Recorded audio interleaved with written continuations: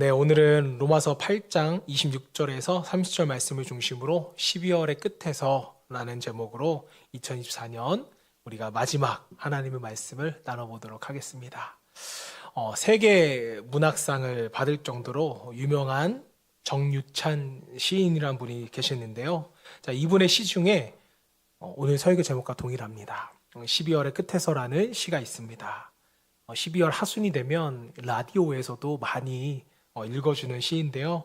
제목이 암시하는 바와 같이 한 해를 결산하는 의미를 담고 있습니다. 제가 한번 낭낭한 목소리로 낭독해 드리도록 하겠습니다.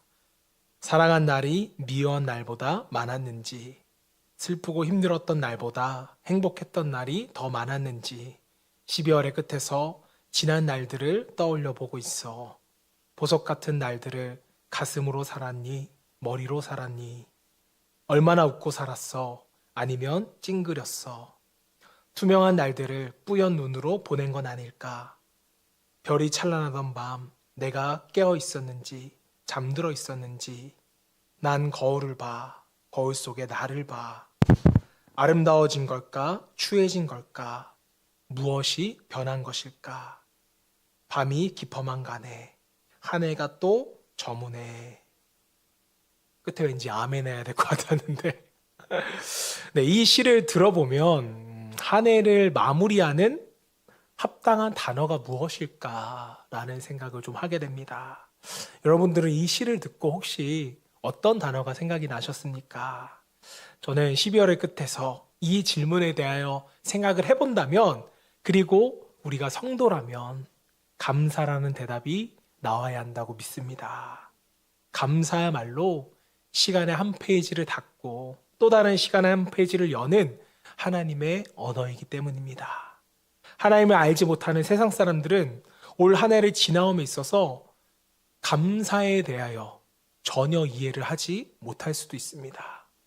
경제는 너무나도 어려웠고, 사회는 혼란스러웠고, 사건, 사고가 끊이지 않았기 때문입니다.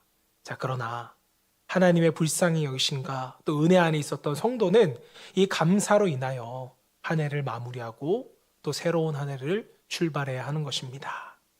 자, 사도 바울은 당시 주님의 재림과 종말에 대해서 성경적인 해석이 아니라 곡해에서 일상적인 삶의 자리를 포기하고 하늘만 바라보고 있었던 데살로니가 성도들에게 이 재림을 기다리는 성도의 바른 신앙에 대해서 이야기를 하면서 데살로니가 전서를 쓸 때 그 결론으로 뭘 권했냐면 감사하는 삶에 대해서 마지막으로 권했습니다. 자, 그래서 데살로니가 전서 5장 18절 말씀을 보시면 범사에 감사하라. 이는 그리스도 예수 안에서 너희를 향하신 하나님의 뭐다? 뜻이니라. 여기서도 사도 바울은 범사, 즉 모든 일에 감사하라고 우리에게 권면을 합니다. 자, 이 말씀은 오늘 저와 여러분 모두가 12월의 끝날에 합당하게 잘 적용하셔서 올 한 해 우리가 경험한 모든 일들에 대하여, 다시 말하면 범사에 대하여 감사할 수 있기를 먼저 주님을 축복합니다. 자, 그렇다면 어떻게 해야 성도는 모든 일에 감사할 수 있을까요? 지나온 한 해 동안 우리는 원하지 않았던 질병, 또는 사고, 수치와 치열한 싸움이 있었고, 또 아픈 고통이 있었는데 과연 우리는 이 모든 일에 어떻게 감사할 수 있는 것일까요? 오늘 로마서 8장이 말하는 두 가지의 교훈을 우리가 함께 나눠보고자 합니다. 자, 첫 번째로 우리가 모든 일에 감사할 수 있는 이유는요, 모든 것이 합력하여 하나님의 뜻을 이루기 때문입니다. 여러분, 주위를 보면 인생에 대해서 감사하지 못하는 사람들이 너무 많아요. 왜 그런 줄 아십니까? 여러분도 한번 생각해 보세요. 왜 내가 감사하지 못할까? 한마디로 표현해 보면요, 인생이 내 뜻대로 되지 않기 때문에 우리는 감사하지 않는 것입니다. 우리 그리스도인들도 인생이 내 맘대로 안 되니까 감사하지는 못해요. 하지만 여러분, 예수님의 모범을 보세요. 예수님의 기도를 보면 어떻게 기도하십니까? 내 뜻대로 마옵시고 누구의 뜻대로 하옵소서? 아버지의 뜻대로 하옵소서. 이게 여러분 예수님의 기도잖아요. 또한 예수님은 우리에게 뜻이 하늘에서 이루어진 것 같이 땅에서도 이루어지이다. 너희는 이렇게 기도하라고 우리에게 말씀을 전하셨습니다. 내 뜻이 아니라 하늘의 뜻대로 되게 해주세요. 우리가 이런 예수님을 본받는다면 비록 우리의 인생이 우리 뜻대로 되지 않더라도 그분의 뜻대로 된 것이라면 우리는 뭐 할 수 있어요? 감사할 수 있어요. 내 뜻이 이루어지지 않아도 하나님의 뜻이 이루어졌다면 우리는 감사해야 하는 것입니다. 즉 성도에게 있어서 무엇보다 중요한 것은요, 우리의 삶의 모습이 하나님의 뜻이 이루어진 결과인이 아니냐, 이것이 우리 삶의 포인트가 있다는 것입니다. 이제 다시 로마서 8장의 가르침으로 한번 돌아가 볼게요. 26절 말씀 읽어보겠습니다. 이와 같이 성령도 우리의 연약함을 도우시나니 우리는 마땅히 기도할 바를 알지 못하나 오직 성령이 말할 수 없는 탄식으로 우리를 위하여 친히 뭐 하신다? 간구하시느니라. 여러분, 26절의 교훈이 뭔가요? 무엇이에요? 인생의 길에서 탄식하며 무엇을 위해 기도해야 할지 모르는 그런 상황에 처할 때 성령께서는요, 우리와 함께 탄식하시며 우리를 위하여 중보하고 계신다는 거예요. 이때 성령께서 우리를 위하여 무슨 기도를 하실까요? 그 대답이 27절에 나옵니다. 마음을 살피시는 이가 성령의 생각을 아시나니 이는 성령이 하나님의 뜻대로 성도를 위하여 간구하심이라. 성령은 하나님의 뜻이 우리의 삶의 현장에서 이루어지도록 간구하고 계신다는 것입니다. 성령 하나님께서 우리의 삶을 위하여 간구하고 계시는데 여러분, 우리의 삶이 잘못되겠어요? 우리의 삶이 실패하겠어요? 그럴 수 없다라는 겁니다. 자, 그렇다면 성령이 간구하시는 결과가 무엇일까요? 그 결과는 28절에 이어서 나옵니다. 우리가 알거니와 하나님을 사랑하는 자 곧 그의 뜻대로 부르심이 입은 자들에게는 모든 것이 합력하여 선을 이루느니라. 여러분, 예로부터 철학자들은요, 인간에게 있어서 최고의 선은 무엇인가, 이것을 많이 생각하고 많은 논쟁을 했습니다. 자, 아리스토텔레스 같은 경우에는요, 인간의 최고의 선은 행복이라고 말했어요. 행복한 게 선이다. 그리고 임마누엘 칸트 같은 철학자는 그냥 행복이 아니라 도덕적 법칙과 결합된 행복이야말로 최고의 선이다, 이렇게 말을 했다는 것입니다. 제가 왜 어렵게 철학자들 이야기를 먼저 했냐면요, 우리는 선이라고 했을 때 인간이 이룰 수 있는 뭔가 도덕적이고 정의로운 사회를 선이라고 생각하는 경우가 많다라는 거예요. 다시 말하면 범죄가 없으면 행복한 것이고 선이다. 착한 사람들이 많으면 이것이 선이다, 이렇게 생각을 하지만 아닙니다. 성경이 말하는 최고의 선은 무엇이냐면 하나님의 뜻이라는 거예요.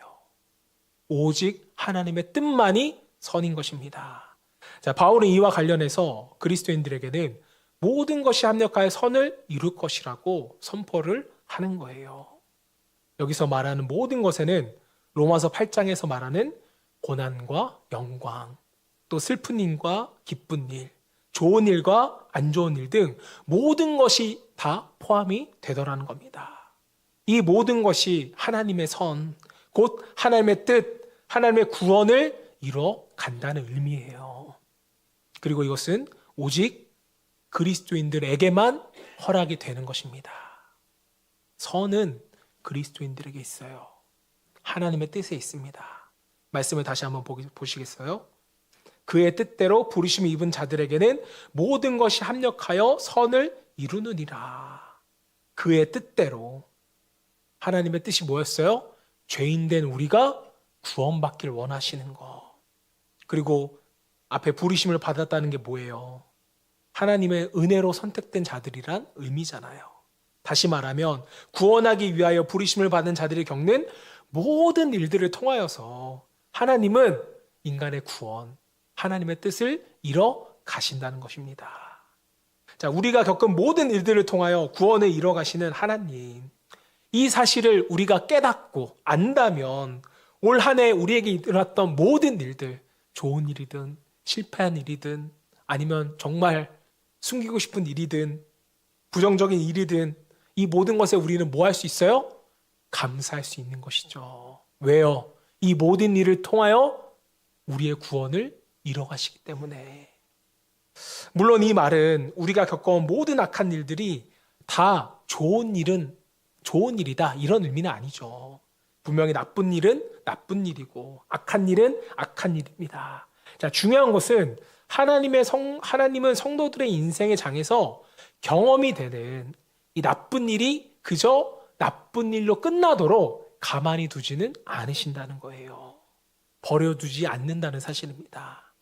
하나님께서는 나쁘고 악한 일조차 하나님의 주권적인 간섭과 개입으로 궁극적으로 선한 일로 바꾸실 수 있는 전능하시고 선하신 하나님이십니다. 자, 그래서 바울은 우리에게 이렇게 말해요. 35절 말씀. 누가 우리를 그리스도의 사랑에서 끊으리요. 환난이나 공고나 박해나 기근이나 적신이나 위험이냐 칼이냐. 자, 우리가 경험하는 어떤 나쁜 일도 우리를 하나님의 사랑에서 단절시킬 수 있다 없다?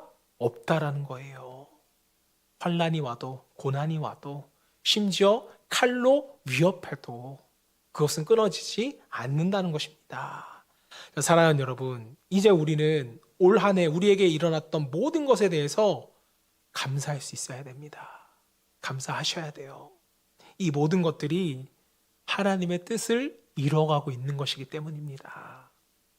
그런데 그런 대표적인 케이스를 저는 성경에서 한 인물을 찾아보라면 요셉인 것 같아요. 요셉이야말로 얼마나 나쁜 일을 많이 경험했던 사람이에요. 형제들의 질투와 핍박을 경험했습니다. 사망의 웅덩이 안에서 사지가 던져져서 죽음과 대면했던 자였어요. 억울한 옥살이를 했고 은혜를 잃어버린 관원도 만났습니다. 자, 그러나 우리는 요셉의 입술에서 원망과 불평을 찾아볼 수 있었나요? 없었잖아요. 그 비결이 무엇이겠습니까? 그 비밀을 요셉이 자신의 사지로 내몬 형제들을 다시 만나서 고백한 창세기 45장에서 요셉의 간증을 보면 우리가 알 수 있습니다. 창세기 45장 5절 말씀. 당신들이 나를 이곳에 팔았다고 해서 근심하지 마소서, 한탄하지 마소서. 하나님의 생명을 구원하시려고 나를 당신보다 먼저 보내셨나이다. 요셉이 겪었던 모든 고난이 뭐였어요? 하나님이 자신을 구원하려는 하나님의 방법이셨다고 고백하잖아요. 이어서 7절 8절. 하나님이 큰 구원으로 당신들의 생명을 보존하고 당신들의 후손을 세상에 두시려고 나를 당신들보다 먼저 보내셨사니. 8절. 그런즉 나를 이리로 보낸 이는 당신들이 아니요 하나님이시라. 하나님이 나를 바로에게 아버지로 삼으시고 그 온 집의 주로 삼으시며 애굽 온 땅의 통치자로 삼으셨나이다. 저는 솔직히 말해서 이제 저를 만약에 팔았던 형들을 제가 애굽의 총리쯤 돼서 다시 본다면 저는 이렇게 말했을 것 같아요. 여봐라, 저놈들의 주리를 당장 틀어라. 나를 죽이려고 했던 놈들이다. 이렇게 했을 것 같은데 여러분들은 어떻게 하시겠어요? 솔직한 심정으로 이러고 싶잖아요. 요셉은 어떻게 그 험한 세월을 보냈음에도 불구하고 이런 놀라운 간증을 할 수 있었을까요? 요셉은 자신이 삶에서 경험하는 모든 것에 하나님이 개입하셔서 자신의 뜻을 이루어 가시는 하나님의 주권을 온전히 신뢰했기 때문입니다. 하나님을 신뢰하지 않으면, 선하신 하나님을 믿지 않으면 이런 고백은 할 수 없다라는 거예요. 자, 사랑하는 여러분, 하나님은 우리 삶에 일어나는 모든 일들, 우리의 성공도, 우리의 실패도, 우리의 괴로움과 아픔을 통해서도 하나님은 선을 이루어 가십니다. 하나님의 뜻을 이루어 가세요. 우리의 구원을 이루어 가신다고요. 때문에 2024년 우리에게 일어났던 모든 일들에 대하여 감사하세요. 또 하나님께 영광과 찬송을 올려드릴 수 있는 저와 여러분 되시기를 주님으로 축원합니다. 자, 한 발 더 나아가 우리는 왜 모든 일에 감사할 수 있을까요? 자, 두 번째는요, 모든 것이 아들의 형상을 본받게 하는 것이기 때문입니다. 성도들은 자신이 경험하는 모든 것들이 하나님의 주권에 임하여서 일어나는 것임을 믿어요. 자, 그리고 하나님은 이 모든 일들을 통하여 선을 이루신다는 것도 믿습니다. 자, 그런데 그렇다고 해서 당장 악한 일이 선한 일로, 또 실패한 환경이 성공의 환경으로 바뀌는 것은 아니잖아요. 오랫동안 우리의 상황은 나쁘고 악하고 고단한 상황에 그대로 머물러 있을 수도 있어요. 하지만 그럼에도 불구하고 우리는 감사할 수 있어야 한다고 성경은 우리에게 말씀하고 있습니다. 자, 사도 바울은 우리가 늘 감사해야 하는 두 번째 교훈에 대해서 말씀하는데, 하나님은 모든 일, 즉 나쁜 상황이나 환경을 통해서 우리의 인격을 변화시켜 나가기 때문이라고 우리에게 교훈하고 있습니다. 자, 그래서 혹시 여러분들이 고난의 상황을 마주하게 되면 지금 이 상황은 나의 인격을 작업하시는 하나님의 훈련의 장이구나, 이렇게 생각하는 것이 가장 좋습니다. 자, 그리고 우리의 인격 형성의 최고 모델은요, 누구세요? 바로 예수 그리스도의 형상이라는 것이죠. 하나님은 우리의 모든 일을 통하셔서 예수님의 인격과 형상을 담도록 우리를 토기장이와 같은 마음으로 빚어가고 계시는 것입니다. 29절 말씀이 그러한 말씀이에요. 우리 함께 봉독해 볼까요? 시작. 하나님이 미리 하신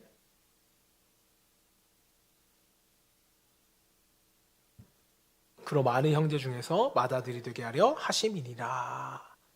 하나님이 왜 때로는 우리에게 고난을 허락하시고 또 어려운 상황을 우리에게 왜 그냥 처하게 두셨대요? 아들의 형상을 본받게 하기 위하여.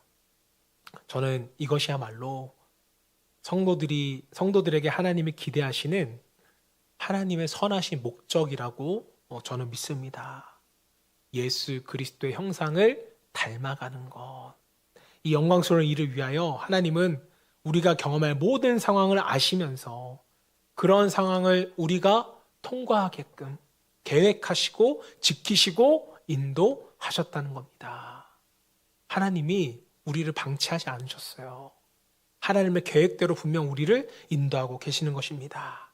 자, 신학자들은 이런 과정을요, 영광의 작업이라고 불렀습니다. 그래서 30절에는요, 이제 기독교의 기둥이 되는 몇 가지 교리가 연속해서 등장하고 있는데, 소위 말하는 예정의 교리, 소명의 교리, 칭의의 교리, 영화의 교리가 이 한 구절에 다 나와 있습니다. 우리가 좀 교회 생활 하다 보면 많이 들어보셨을 단어인데, 자, 그런데 이 하나하나의 교리가 따로 떨어뜨려서 볼 수 있지만 아주 긴밀하게 연결되어 있다는 거예요. 자, 그래서 신학자들은 이 교리를 황금의 사슬 교리들이라고 불렀습니다. 우리 30절 말씀 보겠습니다. 또 미리 정하신, 자, 하나님께서 창세 전에 정하셨다. 무슨 교리예요? 예정의 교리죠. 그들은 또한 부르시는 건 뭐예요? 콜링. 하나님이 먼저 부르셨다. 소명의 교리입니다. 이어서 부르신 그들 또한 의롭다 하시고, 의롭다 여기신 게 뭐예요? 칭의잖아요. 하나님께서 우리를 의롭다 여겨주시는 칭의의 교리. 자, 의롭다 하신 그들을 또한 영화롭게 하셨다. 구원의 최종 단계죠. 뭐예요? 영화의 교리. 모든 상황 속에서 연단하사 마침내 우리를 영화로운 존재로 만드신다. 영화의 교리죠. 자, 지금 우리는 이 영광의 작업장에서 작업 중인 하나님의 작품들이라는 거예요. 얼마나 좋습니까? 얼마나 영광스러워요. 그런 이런 영화로움의 초점은 바로 예수 그리스도의 인격에 맞춰져 있습니다. 예수 그리스도라는 아주 멋진 작품을 모델로 놓고 그대로 우리를 빚어가고 계시는 거예요. 보라, 이는 내 사랑하는 아들이로다 라고 말씀하신 하나님이 진실로 기뻐하신 유일한 존재인 예수 그리스도를 우리가 닮도록 우리의 인생의 과정을 통하여서 우리의 슬픔과 기쁨과 고난과 또 문제를 통하여서 우리를 연단시켜 나가시는 것입니다. 때로는 사랑하기 힘든 사람들과 씨름하며 우리에게 사랑을 배우게 하시고, 때로는 슬픔의 파도 속에서 슬픔을 넘어서는 기쁨을 우리에게 배우게 하시고, 때로는 불화의 딜레마 속에서 화평의 진리를 우리에게 가르쳐 주십니다. 또 때로는 견디기 힘든 환경 속에서 오래 참는 인격을 우리로 하여금 연단시키시고, 때로는 억지로 손해보는 경험을 통해 우리에게 예수님의 관용을 배우게 하시는 것입니다. 여러분, 잘 들으셔야 돼요. 우리가 하나님 앞에 다시 섰을 때 하나님은 우리의 열매를 보십니다. 성경에도 나오잖아요. 열매를 보고 판단하시겠다고. 자, 그런데 우리가 생각하는 열매들은 업적을 생각하는 경우가 많은 것 같습니다.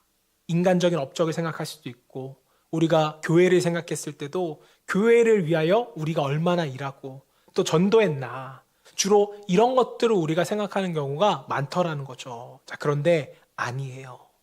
주님은 우리의 신앙과 인생의 결과물로서 업적이 아닌 우리의 인격을 보신다는 겁니다.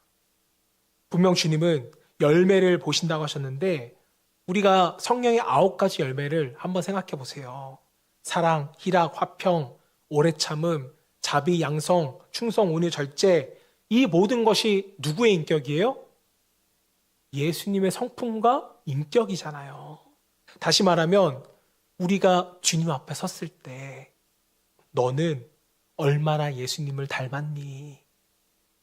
이것을 우리에게 물어보신다는 겁니다. 자, 때문에 우리가 진지하게 관심을 가져야 할 것은 얼마나 거창한 일을 했느냐, 이것이 아니라는 거예요. 날마다 부딪히는 일상의 경험을 통해 내가 어떤 존재인지, 어떤 존재로 빚어지고 있느냐, 이것이 우리의 관심과 초점이 되어야 한다는 것입니다. 정말 중요한 것은요, 우리의 행위가 아니라 우리의 존재라는 거예요. 이런 인생을 통해 하나님의 합격을 받은 대표적인 케이스로는 우리가 욥을 생각할 수가 있겠습니다. 자, 사실 욥이 여러분 무슨 거창한 업적을 남긴 건 아니잖아요. 뭐 하나 했어요? 인내했잖아요. 견뎠잖아요. 다가오는 인생의 시련들을 무던히 잘 견디고 인내한 것뿐이었습니다. 자, 하나님은 그런 그를 향하여 뭐라고 말씀하세요? 내 종 욥이라고 계속해서 말씀합니다. 자, 야고보는 인내의 모범으로 욥을 소개하는데요. 야고보서 5장 11절 말씀. 보라, 인내하는 자를 우리가 복되다 하나니 너희가 욥의 인내를 들었고 주께서 주신 결말을 보았거니와 주는 가장 자비하시고 긍휼히 여기시는 이시니라. 인내는 예수님의 대표적인 성품이잖아요. 예수님의 성품과 인격을 닮아가는 자가 복된 자인 것입니다. 자, 그렇다면 욥은 도대체 무슨 생각을 하면서 그 지독한 고통의 순간들을 이겨낼 수 있었을까? 욥기 23장 10절이 그 대답입니다. 그러나 내가 가는 길을 그가 아시나니 그가 나를 단련하신 후에는 내가 순금과 같이 되어 나오리라. 욥은 내가 가는 길은 누가 아신다? 주님이 아신다. 하나님의 주권을 믿었고 하나님께서 자기를 아신다고 믿었습니다. 그리고 자기에게 온 모든 고난이 하나님께서 자기를 순금과 같은 인격으로 연단하기 위함이라는 사실을 욥은 알았어요. 때문에 인내할 수 있던 것입니다.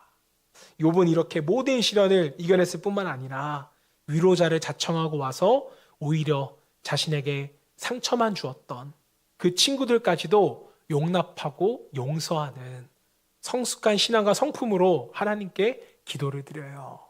그리고 이 순간 하나님은 욥의 고난을 완전히 끝내주십니다. 욥에 대한 연단의 작업의 목적이 훌륭하게 성취되었다라는 거죠. 그래서 욥기서 마지막 장인 42장 10절 말씀 보겠습니다. 욥이 그의 친구들을 위하여 기도할 때 여호와께서 욥의 공경을 돌이키시고 여호와께서 욥에게 이전의 모든 소유보다 갑절이나 주신지라. 욥의 순금 같은 인격에 증명되는 그 순간 하나님은 욥에게 더 이상의 고난은 불필요한 것을 아시고 고난의 세월을 끝내셨다는 거예요. 욥의 뭐가 완성이 되니까요? 인격이 완성이 되니까. 여러분, 욥기를 보실 때는 항상 끝에 절에 집중하게 돼요. 모든 소유보다 갑절이나 주신지라. 여기에 집중하는 것이 아니라 욥이 겪었던 모든 고난과 일들을 통하여 순금같이 변화시켜 그의 인격이 변화되었다. 신앙이 변화되었다. 여기에 집중할 수 있기를 바랍니다, 여러분. 올 한 해 여러분의 인생에 고난이 아직 끝나지 않으셨나요? 그렇다면 아직 시험 중이신 것인데, 그럼 더욱더 감사함으로써 이 시험에 임할 수 있기를 바랍니다. 인내하셔야 돼요. 그리고 감사함으로 기대하시길 바랍니다. 시련을 이겨낸 뒤 순금 같은 축복된 인생을 기대해 보세요. 하나님은 여러분의 인격이 완성되는 그 순간 여러분의 고통을, 여러분의 시험을 마치실 것입니다. 이 모든 연단의 과정을 마치고 우리가 예수님의 인격과 형상을 닮은 그 모습으로 우리가 주님 앞에 다시 섰을 때 우리가 보여드리는 바로 그 열매로서 우리는 칭찬과 영광을 누리게 될 것입니다. 그러므로 올 한 해 우리에게 있었던 고난, 내년에 있을지도 모르는 모든 문제와 상황을 문제와 시험으로 여러분들이 생각할 것이 아니라 감사의 기회로 삼을 수 있기를 바라요. 모든 일을 통하여 우리의 인격과 신앙을 연단하시고 변화시키는 그 하나님의 선하심을 신뢰할 수 있기를 주님의 이름으로 축복합니다. 이제 말씀을 마무리하겠습니다. 제가 서두에 정유찬 시인의 12월의 끝에서라는 시를 소개해 드렸는데 박우복 시인의 얼마나 아름다운 12월인가 라는 시도 있더라고요. 자, 이 시는요, 우리로 12월을 희망적으로 마무리하게 하는 긍정의 메시지를 담고 있습니다. 이 시를 나눔으로써 우리가 한 해를 마무리하려고 합니다. 낭독해 드리겠습니다. 한 해의 끝에 서면 나이를 더하는 것이 아니고 새해를 맞는 것이다. 한 해의 끝에 서서 아픈 기억을 지워버리듯 얄팍한 우리의 나이도 지워버리자. 애당초 시작하면서 빈손 하나만 가지고 인생을 엮어갔듯이 다시 한번 어깨를 펴자. 우리에게 12월의 모습이 얼마나 아름다운가. 침몰하는 시간이 아니고 희망찬 내일을 바라보는 가장 높은 전망대처럼. 그렇습니다. 높은 전망대에 서면요, 다 보여요. 지금은 비가 내리고 천둥이 치는 것 같지만 높은 곳에서 보면 이 비는 잠시 지나가는 것이고 저 뒤에서 맑은 햇살이 점점 더 우리를 향하여 비춰지고 있다는 것을 우리는 볼 수 있다는 거예요. 감사함으로 한 해를 마무리하시면서 새해를 맞이할 수 있는 지혜로운 저와 여러분 되시기를 주님을 축원합니다.